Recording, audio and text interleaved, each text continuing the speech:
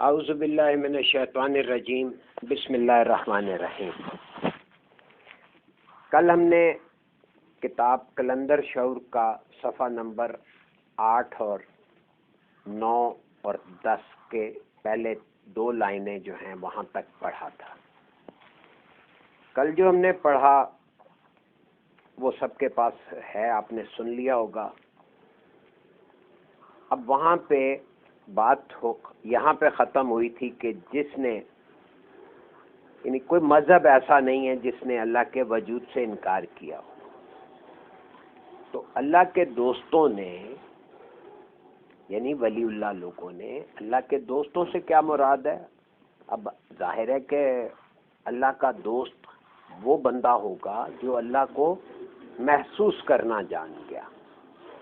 ہمارے یہاں ظاہر ہے کہ اس سے بڑا عجیب تصور ابھرتا ہے کہ اللہ کا دوست جو ہے وہ بھی شاید کوئی اللہ ہوتا ہے جو اللہ کے ساتھ دوستی کر سکتا ہے۔ نہیں، ہر بندہ جو اللہ کی موجودگی کو محسوس کرنا سیکھ لیتا ہے اور اس کے اندر سے حزن اور خوف ختم ہو جاتا ہے، وہ اللہ کے ساتھ دوستی کے رشتے میں آ جاتا ہے۔ تو اللہ کے دوستوں نے پھر آگے وہ دوسروں کو سمجھانے بیٹھ جاتے ہیں کہ اللہ کی قربت، اللہ کی موجودگی کا احساس اپنے اندر کس طرح بڑھایا جائے، کیونکہ ہم پڑھ رہے ہیں قلندر شعور، اور قلندریت جو ہے یہ ایک کوالیفیکیشن ہے، یعنی ہم اس طرز فکر سے آراستہ ہونے جا رہے ہیں۔ آپ یہ کتاب پڑھتے ہوئے ذہن میں رکھیں کہ آپ محض ایک کتاب کا مطالعہ کر کے جان نہیں چھڑا رہے، بلکہ آپ اس کتاب کا مطالعہ اس جذبے سے کریں گے، کرنا چاہیے کہ مجھے قلندرانہ طرز فکر حاصل کرنی ہے۔ تو وہ پوائنٹس نوٹ کرنے ہیں جو طرز فکر کو اپنانے اور اس اپنائی ہوئی بات کو امپروو کرنے میں معاون ہو۔ اس کتاب میں وہ سارے پوائنٹس دیے گئے ہیں جو آپ کو قلندرانہ طرز فکر سے آراستہ کر سکتے ہیں۔ تو یہ جو بات حضور مرشد کریم نے لکھی، تحریر کی کہ اللہ کے دوستوں نے کیا احدیت، سمدیت، حقانیت اور وحدانیت کو سمجھنے اور سمجھانے کے لیے مختلف راستے اور طریقے بتائے۔ اب یہ 4 چیزیں بظاہر یہ 4 باتیں ہیں اللہ کے حوالے سے۔ احدیت یعنی اللہ کی ذات کو مرکزیت حاصل ہے۔ قل ہو اللہ احد، احد کہا، واحد نہیں کہا، ایک نہیں کہا۔ یہاں پہ احدیت سے مراد ہے کہ یکتا ہونا، یعنی اس جیسا کوئی نہیں ہے۔ اس جیسا کیوں نہیں ہے؟ کیونکہ دیکھیں نا، ایک دائرہ اگر آپ لگائیں تو دائرے کا جو مرکزی نقطہ ہے اس نقطے جیسا کوئی دوسرا نقطہ نہیں ہو سکتا۔ اس کے سرکمفرنس پہ، اس کے محیط پہ سارے دائرے ہیں، لیکن وہ جو مرکزی نقطہ ہے اس کا مقام ہی کچھ اور ہے۔ سارے نقطے اس کی وجہ سے، دائرے کے اندر کے سارے نقطے، دائرے کے سرکمفرنس پہ سارے نقطے، مرکز سے سرکمفرنس تک کے درمیان میں خلا میں جتنے نقطے لگ سکتے وہ سارے کے سارے نقطے اس مرکز سے بندھے ہوئے ہوں گے۔ یہ ہے احدیت۔ اب سمدیت کیا ہے؟ سمد کا مطلب ہے کہ جو کسی کا محتاج نہ ہو، یعنی اس کی کوئی احتیاج نہیں ہے۔ اب آپ کہیں گے کہ بھی اللہ نے کائنات کیوں بنائی؟ اللہ نے کہا ہے کہ میں تو پہچانا چاہوں تو یہ اللہ کی ضرورت ہوئی نہیں۔ ضرورت اور خواہش میں فرق ہے۔ اللہ نے چاہا کہ وہ پہچانا جائے، یہ اللہ کی خواہش ہے، یہ ضرورت نہیں تھی۔ ضرورت وہ چیز ہے جیسے گاڑی میں پیٹرول، یہ گاڑی کی ضرورت ہے۔ جیسے گاڑی کی بیٹری میں کرنٹ، اگر بیٹری ڈیڈ ہو جائے تو گاڑی سٹارٹ نہیں ہو سکتی۔ تو یہ ضرورت اور خواہش کو فرق کرتے ہوئے جب ہم سمدیت پہ غور کرتے ہیں تو اللہ لا احتیاج ہے، اس کی کوئی حاجتیں نہیں ہیں۔ وہ وسائل کا خالق ہے، وسائل کا محتاج نہیں ہے، یہ ہے سمدیت۔ اب حقانیت، حقانیت کسے کہتے ہیں؟ یہ حقانیت کا لفظ جیسا کہ نظر آ رہا ہے یہ حق سے ہے، حق کہتے ہیں حقیقت کو، یعنی ایک اللہ کی حقیقت کیا ہے، اللہ کے پروگرام کی، اللہ کی باتوں کی اصل حقیقت کیا ہے، اس کو جاننا حقانیت کہلاتا ہے۔ اب وحدانیت، یہ لفظ دیکھیں، دونوں لفظ احادیت الگ استعمال ہوا ہے، وحدانیت الگ استعمال ہوا ہے۔ اب اللہ کو ایک ماننا وحدانیت ہے۔ اللہ رب کریم کو جب ہم ایک مانتے ہیں تو اس کا مطلب ہے کسی اور کو نہیں مانتے، یعنی اس کے سول پروپرائٹری رائٹس کو مانتے ہیں، اس کی سولنس کو، یعنی کہ وہ اس کی وحدانیت کہ وہی وہ ہے، باقی کوئی اور کچھ نہیں ہے۔ تو دیکھیں کتنی چار الفاظ میں کتنی بڑی باتوں کا احاطہ کیا گیا کہ اللہ کے دوستوں نے ظاہر ہے پہلے انہوں نے خود سمجھا کس کو، احدیت کو، سمدیت کو، حقانیت کو اور وحدانیت کو، پھر سمجھنے، سمجھانے اور سمجھنے کے لیے مختلف راستے اور مختلف طریقے بتائے۔ اب یہ جتنے مذاہب آئے، پھر جتنے ہمارے مذہب اسلام کے آگے جتنے بھی روحانی سلاسل قائم ہوئے، تقریباً 200، ابا نے بتایا تھا کہ 200 سلاسل ہیں دنیا میں روحانیت کے، وہ 200 کے 200 سلاسل اصل میں حضور علیہ الصلوۃ والسلام کی تعلیمات کا پرچار کرتے تھے، کرتے رہے۔ اب یہ جو سلسلہ عظیمیہ ہیں یہ حضور علیہ الصلوۃ والسلام کی طرز فکر کے پرچار کو اہمیت دے رہے، وہ تعلیمات کو فروغ دے رہے تھے، انہوں نے اپنا اپنا کام کیا، لوگوں نے اپنے اپنے شعور کے مطابق ان کی تعلیمات پہ عمل بھی کیا، لیکن اصل بات یہ سمجھی گئی یا نوٹ کی گئی کہ تعلیمات پہ عمل کا جو ذہن کی اپروچ ہے وہ ٹھیک نہیں ہے۔ لہذا حضور علیہ الصلوۃ والسلام نے حضور قلندر بابا اولیاء کو یہ حکم دیا، اور یہ جملہ کتاب لوح و قلم کے انتصاب کے طور پہ لکھا ہوا ہے کہ میں یہ کتاب پیغمبر اسلام حضور علیہ الصلوۃ والسلام کے حکم سے لکھ رہا ہوں۔ یہ سب نے پڑھا ہے، لیکن اس کو سمجھا کون؟ کتنے لوگوں نے سمجھا کہ اس میں حکم میں کیا خاص بات تھی؟ حکم یہ تھا کہ بھئی میری طرز فکر کو رائج کرنے، اس کو عام کرنے، لوگوں کو اس کا اہل بنائے کہ وہ میری طرز فکر کو اپنا سکے۔ اس کے لیے حضور علیہ الصلوۃ والسلام کہ اس حکم کی تعمیل میں حضور قلندر بابا اولیاء نے پورا ایک نظام وضع کیا، ایک کتاب لکھی جس کو ہم نے مشکل قرار دے کے تو کہا جی ہم سے نہیں سمجھ آتی۔ دوسرا ایک بندے کو تیار کیا جو اس کتاب کے کنٹینٹ کا پرچار کرے۔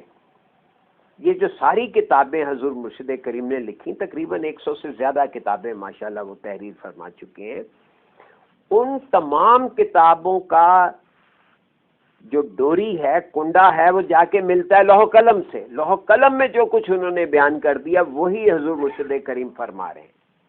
تو اس کتاب میں بھی آپ کو لوح قلم کے وہ تعلیمات کا یا اس کے انداز کا یا اس کی باتوں کا کی جھلک نظر آئے گی۔ تو یہ جو مختلف راستے اور طریقے، یہ سلاسل کی بات ہو رہی تھی، مختلف طریقے ایجاد کیے گئے، یہ مشقیں ہیں مختلف قسم کی، کہیں کوئی دائرہ بینی میں لگا ہوا ہے تو کوئی شب بیداریوں میں لگا ہوا ہے تو کوئی کچھ چلے چلیوں میں لگا ہوا ہے۔ یہ سارے نظام اللہ والوں نے اس لیے بنائے کہ لوگوں کا ذہن اللہ کی ان چار بنیادی صفات کو سمجھ لے کہ وہ احد ہے، صمد ہے، حق ہے اور واحد ہے۔ تو آگے پڑھتے ہیں جی صفحہ نمبر 10 پہ، معرفت کی مشعل۔ اب یہ پچھلی اس بات کے تسلسل میں دیکھیں تو کیا فرمایا؟ قدرت اپنے پیغام کو پہنچانے کے لیے دیے سے دیا جلاتی رہتی ہے، یہ قدرت کا چلن ہے۔ ایک دیا جلتا ہے تو دوسرا بندہ اپنے دیے کو اس کے ساتھ مس کر کے اپنی بتی روشن کر لیتا ہے، پھر دوسرے لوگ اس کی بتی سے اپنی بتی جلاتے ہیں۔ یہ ایک مثال کے طور پر میں نے عرض کیا کہ یہ ایک نظام قدرت نے وضع کیا ہوا ہے۔ یہاں لفظ قدرت کہا گیا، یعنی کہ یہ ایک نیچرل سسٹم ہے، کیا کہ وہ دیے سے دیا جلاتی رہتی ہے۔ اور کیا ہوتا ہے؟ معرفت کی مشعل۔ اب دیکھیں بات ہو رہی دیے کی، یہاں پہ معرفت کی مشعل۔ معرفت کہتے ہیں جاننے کو، مشعل کا مطلب یہ کہ وہ اتنا زیادہ جان لے کہ وہ اس کی روشنی دوسروں تک اس کا انعکاس ہو۔ تو معرفت کی مشعل ایک ہاتھ سے دوسرے ہاتھ میں منتقل ہوتی رہتی ہے۔ جیسے حضور قلندر بابا اولیاء نے جو کچھ جانا، انہوں نے وہ کچھ پیر و مرشد خواجہ شمس الدین عظیمی صاحب کو منتقل کر دیا، تو یہ معرفت کی مشعل ایک ہاتھ سے دوسرے ہاتھ میں منتقل ہو گئی۔ یہ صوفی، ولی، غوث، کتب، مجذوب، اوتار، قلندر، ابدال قدرت کے وہ ہاتھ ہیں جن میں روشنی کی مشعل روشن ہے۔ یہاں پہ میں ایک لفظ صوفی کی وضاحت ضرور کروں گا، باقی پھر کسی اور وقت سے ہی۔ لفظ صوفی جو ہے یہ گریک ورڈ صوفی سے ہے۔ انگریزی میں آپ نے لفظ فلاسفی یا فلسفہ سنا ہوگا اردو میں۔ یہ فلسفہ کو انگریزی میں فلسفی کہتے ہیں، فلسفی لکھیں، لکھ کے دیکھیں تو صوفی کا لفظ، یہ صوفی کا لفظ جب عربی میں آیا تو یہ معرب ہو گیا۔ اب صوفی کا لفظ سب سے پہلے جو میرے مطالعے میں آیا وہ مقالات افلاطون، ایک کتاب ہے پلیٹو کی لکھی ہوئی، حکیم افلاطون کی۔ اس نے اپنے استاذ کے بارے میں لکھا کہ Socrates was a great sophist. Socrates was a great sophist. Sophist کسے کہتے تھے؟ وہ ان کے ہاں صوفی کہتے تھے دانش مند کو، وزڈم رکھنے والے بندے کو، جس سے آپ اپنے مسائل کا حل پوچھتے تھے۔ اب ہمارے یہاں جب یہ عربی میں آیا تو کسی نے دانش مندی کو تو اہمیت نہیں دینی تھی، کیونکہ دانش مندی تو ہمیں کاٹتی ہے، شیطان کو بری لگتی ہے۔ تو اس نے دانش مندی پہ پردہ ڈالنے کو کیا ڈرامے کھیلے کہ سارے دانش مندوں کے خلاف ہو گئے۔ کیا ہوا کہ صوفی کا تعلق صوفہ سے جوڑ دیا گیا، صوف سے جوڑ دیا گیا، صفا، اصحاب صفا۔ ادھر سے یہ غلط کیا یا صحیح، اس بحث سے ہٹ گئے۔ صوفی کہتے ہیں وائز مین کو، جو وزڈم رکھتا ہو۔ ہمارے ہاں داڑھی رکھنے والے کو یا اونی کپڑے پہننے والے کو صوفی کہا گیا۔ یہ کانسیپٹ غلط ہے، اس کو درست کر لیں۔ صوفی ہو گیا، پھر ولی۔ ولی ظاہر ہے دوست کو کہتے ہیں، غوث، کتب، مجذوب، اوتار، قلندر، ابدال، یہ ہمارے پھر تکوین کے جو نظام تکوین میں اللہ کے سسٹم میں کام کرتے ہیں، یہ ان کے ہوتے ہیں۔ یہ قدرت کے وہ ہاتھ ہیں جن میں روشنی کی مشعل روشن ہے۔ یہ پاکیزہ لوگ اس روشنی سے اپنی ذات کو بھی روشن رکھتے ہیں۔ نوٹ کریں، یعنی پاکیزہ کسے کہتے ہیں؟ ہمارے یہاں پاکیزگی کا جو بھی تصور ہے اسے ایک طرف رکھ دیں۔ حضور مرشد کریم نے یہ ارشاد فرمایا کہ پاکیزگی سے مراد ہے کہ خیال میں ملاوٹ نہ کی جائے۔ جو خیال اللہ آپ کو دے رہا ہے اس میں اگر آپ ملاوٹ نہیں کر رہے، اس میں اپنی مرضیاں شامل نہیں کر رہے، اس میں اگر کسی دوسرے کی بات کو آمیزش نہیں کر رہے تو یہ بات پاکیزگی میں رہے گی. اس کو کہتے ہیں پاکیزہ. تو یہ پاکیزہ لوگ اس روشنی سے پہلا کام کیا کرتے ہیں؟ اپنی ذات کو روشن رکھتے ہیں. یہ لفظ نوٹ کریں، ذات. اصل کھیل ذات کا ہے. ذات کام کر رہی ہے، روح سے بھی کام لے رہی ہے، تو نسمہ سے بھی کام لے رہی ہے، تو روشنیوں سے بھی کام لے رہی ہے، اور پھر آگے مادی جسم بھی بنا رہی ہے اور سے کام بھی لے رہی ہے. یہ بات بار بار آپ کے ذہن میں واضح ہونی چاہیے. سارا کھیل ذات کا ہے، اور ذات اللہ کی ذات کی تجلی کا ایک نقطہ ہے. تو یہ لوگ اس روشنی سے، یعنی معرفت کی روشنی سے اپنی ذات کو بھی روشن رکھتے ہیں. یعنی پہلے وہ خود کو روشن رکھتے ہیں، دوسروں کو بعد میں، دوسروں کو بھی روشنی کا انعکاس دیتے ہیں. ظاہر ہے چیز اپنے اندر خود روشن ہے، جل تو ہو رہا ہے. اب موم بتی جل رہی ہے، موم بتی روشنی حاصل کرنے کے لیے اپنا موم جلا رہی ہے، اپنا دھاگا جلا رہی ہے، تو اس کا انعکاس دوسروں کو مل رہا ہے، تو وہ ایثار کر رہی ہے. اسی طرح یہ اللہ والے جو ہیں ایثار کرتے ہیں، لیکن اس روشنی سے پہلے اپنی ذات کو روشن کرتے ہیں اور دوسروں کو بھی روشنی کا انعکاس دیتے ہیں. صرف تاریخ کے اوراق ہی نہیں، لوگوں کے دلوں پر بھی ان بزرگوں کی داستانیں اور چشم دید واقعات زندہ اور محفوظ ہیں. ان کی دعاؤں سے مردوں کو زندگی، بیماروں کو شفا، بھوکھوں کو غذا، غریبوں کو زر، بے حال لوگوں کو بالوں پر، بے سہارا اور بے کس لوگوں کو اولاد اور مال و متاع کے انعامات ملتے رہتے ہیں. یعنی یہ اللہ والوں کے حوالے سے ایک بات کہہ دی کہ چونکہ ان کے اندر اللہ کے ساتھ تعلق قائم ہوتا ہے، وہ لوگوں کی بات کو اللہ تک پہنچا دیتے ہیں، اور اللہ تبارک و تعالیٰ اپنے بندوں کی بات پہ کوئی نہ کوئی حکم اچھا صادر کر دیتے ہیں، لوگوں کی بگڑی بن جاتی ہے. یہ ہے نظام. اب اگلا موضوع ہے کلندر کا مقام. اب ان بندوں میں سے جو بندے کلندر ہوتے وہ زمان و مکان کی قید سے آزاد ہو جاتے ہیں. اس کو سمجھیں. کلندر ایسا بندہ ہوتا ہے جو زمان و مکان کی قید سے آزاد ہو جائے.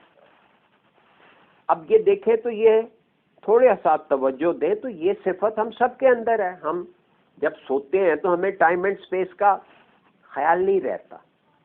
اسی طرح اگر ہم خواب کے حواس کو، نیند کے حواس کو بیداری میں منتقل کر لیں یا کرنا سیکھ لیں تو کیا ہوگا؟ ہم بھی ٹائم اینڈ سپیس کے زون سے نکل جائیں گے. یہ جو ترتیب زمانی، یہ جو ہم سیریل ٹائم میں قید ہیں، اس سے باہر نکل جائیں گے. اس کی پھر شرح آگے ہم پڑھیں گے. اور سارے ذی روح، یعنی سارے روح رکھنے والے اس کے ماتحت کر دیے جاتے ہیں. کائنات کا ذرہ ذرہ ان کے تابع فرمان ہوتا ہے. لیکن اللہ کے یہ نیک بندے غرض، طمع، حرص اور لالچ سے بے نیاز ہوتے ہیں. اب یہ بات کیوں لکھی؟ یہ بات ان کے لیے لکھی گئی جو بننا چاہتے ہیں کلندر. یہ ان کو لیسن دیا جا رہا ہے کہ اگر آپ ایسے بندہ بننا چاہتے ہیں جو کلندریت سے آشنا ہو تو آپ کو کیا کرنا ہے؟ غرض، طمع، حرص اور لالچ سے بے نیاز ہونا سیکھنا ہے. اگر ہم کسی قسم کی غرض رکھ کے بات کریں گے کسی قسم کی غرض رکھ کے بات سنیں گے تو ہم ظاہر ہے کہ روحانیت یا کلندریت کی طرف نہیں جا سکتے. بے غرض ہونا، اسی کو استغنا کہا ہے. طمع، لالچ، حرص، بہت زیادہ طلب ہونا کسی چیز کی. اور لالچ آپ کو پتہ ہی ہے کہ کیا، تو وہ ایک ہی، یہ بظاہر چاروں لفظ ایک ہی بات کا کہ اپنی ذات کے لیے کچھ نہیں سوچتے. ان چاروں لفظوں کا مفہوم کیا ہوا کہ وہ اپنی ذات سے بے نیاز ہوتے ہیں، اپنی ذات سے کام لیتے ہیں لیکن اپنی ذات کے لیے کام نہیں کرتے. انہیں پتہ ہے میری ذات کو اللہ نے وجود بخشا ہے تاکہ ہم اس کے کام کریں، اس لیے وہ غرض، طمع، حرص اور لالچ سے بے نیاز ہوتے ہیں. اور مخلوق جب ان کی خدمت میں کوئی گزارش کرتی ہے تو اس کو سنتے بھی ہیں اور اس کا تدارک بھی کرتے ہیں، کیونکہ قدرت نے انہیں اسی کام کے لیے مقرر کیا ہے. یہی وہ پاکیزہ بندے ہیں. یعنی ایسے پاکیزہ بندوں کے بارے میں اللہ کہتا ہے کیا، میں اپنے بندوں کو دوست رکھتا ہوں اور ان کے کان، آنکھ اور زبان بن جاتا ہوں، اور پھر وہ میرے ذریعے بولتے ہیں، میرے ذریعے سنتے ہیں اور میرے ذریعے چیزیں پکڑتے ہیں. ذرا اس بات پہ دیکھیں، یہ انورٹڈ کاماز میں لکھا ہے. پاکیزہ بندے یعنی وہ ملاوٹ نہیں کرتے، جو آنے والی اطلاعات ہیں اس میں اپنی مرضی کی باتیں شامل نہیں کرتے. تو وہ کیا، اللہ کیا کہتا ہے پھر ایسے بندوں کو کہ وہ میرے دوست ہیں. اور کیا کہتا ہے کہ اللہ ان کے کان، ناک اور زبان بن جاتا ہے. کیا مطلب؟ یعنی پھر اللہ اپنی صفت سماعت، صفت بصارت اور صفت گویائی ان میں منتقل کر دیتا ہے، یا ان کی سماعت اور بصارت اور گویائی کو خود سے منسوب کر لیتے ہیں. تو کیا ہوتا ہے پھر وہ میرے ذریعے بولتے ہیں. یعنی وہ بولتے ہوئے انہیں احساس ہوتا ہے کہ میں نہیں بول رہا، مجھ سے اللہ بلوا رہا ہے. وہ سن رہے ہیں، وہ کہتے ہیں میں نہیں سن رہا، اللہ سنوا رہا ہے. وہ دیکھتے ہیں تو انہیں پتہ ہے کہ میں نہیں دیکھ رہا، میں دیکھ ہی نہیں سکتا، یہ تو اللہ نے کرم کیا ہے کہ میرے اندر یہ صفت رکھ دی ہے کہ مجھے چیزیں نظر آ رہی ہیں. ان کا ہر زاویہ نظر، زاویہ فکر اس طرح ہو جاتا ہے کہ اللہ کروا رہا ہے، اللہ کروا رہا ہے، اللہ کروا رہا ہے. ان ازلی سعید بندوں کی تعلیمات یہ ہے، یعنی ازلی سعید یہ سعادت ہے اور ازل سے ہے. یعنی کہ یہ ذرا بات کو ایگزیجریٹ کیا گیا کہ ان کی تعلیمات کیا ہیں، ان سارے بندوں کی ملا کر حضور علیہ الصلوۃ والسلام اور ان کے تمام وارث جو بھی جنہوں نے کاوش کر کے حضور علیہ الصلوۃ والسلام کی تعلیمات کو سمجھا اور ان کی باتوں کو سمجھا اور ان کی طرز فکر سے خود کو آراستہ کر لیا، تو یہ ان سب بندوں کی سعادت ہوئی. تو ان کی تعلیمات یہ ہے کیا کہ ہر بندے کا اللہ کے ساتھ محبوبیت کا رشتہ قائم ہے. غور کریں، یعنی اصل رشتہ اللہ کے ساتھ محبوبیت کا ہے. آپ اللہ کے محبوب ہیں. ہم سب اللہ کی محبوب ترین مخلوق ہے. بنی نو آدم اللہ کی سب سے پیاری تخلیق ہے. تو وہ کیا ہوا؟ اللہ کے ساتھ محبوبیت کا رشتہ ہے. ایسی محبوبیت کا جس میں بندہ اپنے اللہ کے ساتھ راز و نیاز کرتا ہے. ٹھیک ہو گیا جی؟ یہاں تک یہ پیج 11 ہم نے مکمل کر دیا.